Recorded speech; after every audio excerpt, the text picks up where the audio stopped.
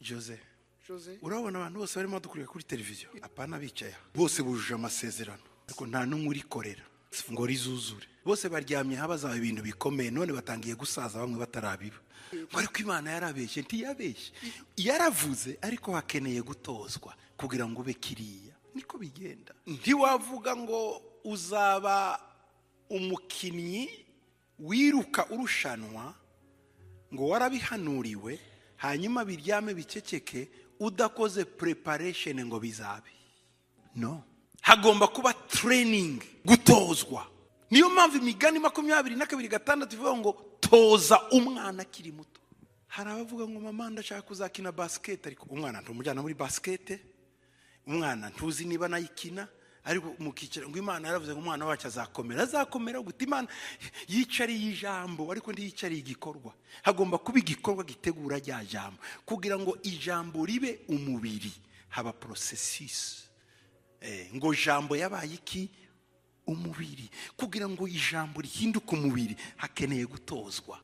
Imana yemeye ko Mose ajya kwa Farawo agira y'imyaka 40 arahava aja kwa Yetiro imyaka 40 Imana imwigisha kubana n'abakomeye no kubana n'aboroheje kwa Yetiro yigaga kubana n'aboroheje kwa Mose yiga kubana n'abakomeye uwo ni Imana yavuze ati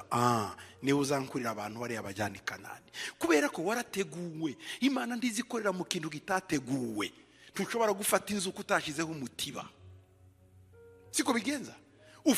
wakwiruka ushakisha imiyugira ukayifata inzuki ugiye mu ishyamba ngiye gufata inzuki nshiremo mu mutiba byashoboka wowe uragenda ukubaka umutiba warangiza ukawushira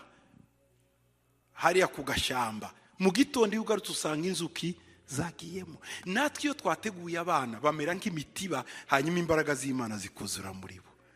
rero bagakora mu buryo bukomeye ni mureka abana bige ni mujyana abana ku mashuri ni mwige ni mwigishe ndimo ndavugana n'abamama n'abapapa banyumva numva ibintu ngo dufite ubuhanuzi muzahagera gute ni bande bateguwe twebwe tugendera ku bintu circonstanciel kigiye cy'abacamanza ubyutse gusa ni ubigitangaza no abandi barategura ni gutubyara abana 5 bane ntumenye kubategura aho kubyara abana 5 ntategura umuntu yabyara umwe wenyine uzita ukamutegura kazavamo umuntu hari icyo bita packaging gupakira packaging niki iyo wamaze gutegura reka mvuge gutya uragenda ugafata amavoka ukayategura ukayashira muri emballage warangiza ukayajana ku isoko fata amavoka yanjye ni organique ari muri pack nziza nta utayagura kuko ari bien packaged ariko twebwe turanetegura ariko ntitumenye gupackaging dufite abahungu n'abakobwa babize bararangira ariko twananiwe kuba packaging ndibaza uko bipackaginga uwundi araza akakubwira ngo ngewe shobora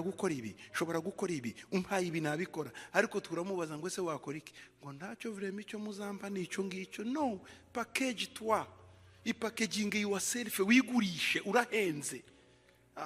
ntukajye imbere y'abantu tinya niyo mpamvu abana bacu babuze utuzi mwese murarangiza mugakora utuzi ba mama wanyu bakora baso bakora no kandi mwarize mufite utuzi tundi turenze utwo mutekereze utwo ibyo mvuga bifite sanse titwahawe umwuka wa timidite w'ubwoba twahawe imbaraga kwitinya ugomba kwiseringa hanze nta uzaguseringa Imana izagukorera ibirenze ibyo utegereje izakora ibirenze ariko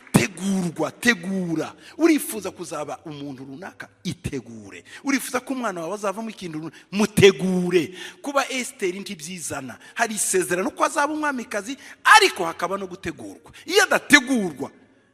isezerano ryarapfuye